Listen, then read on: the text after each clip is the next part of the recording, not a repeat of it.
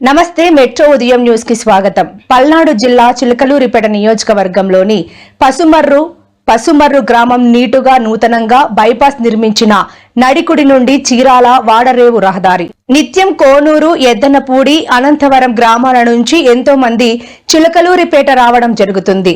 ఉన్నట్టుండి గురువారం ఉదయం ఈ గ్రామాల నుంచి వచ్చే రహదారిని నేషనల్ హైవే అధికారులు బ్లాక్ చేయడం జరిగింది.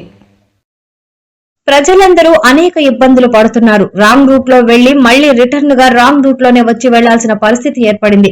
పగటి వేళ ఇబ్బందులు లేదని, రాత్రి వేళల్లో ప్రమాదాలు జరిగే అవకాశం ఉందని ఆ గ్రామస్తులందరూ కూడా ఆందోళన వ్యక్తం చేస్తున్నారు.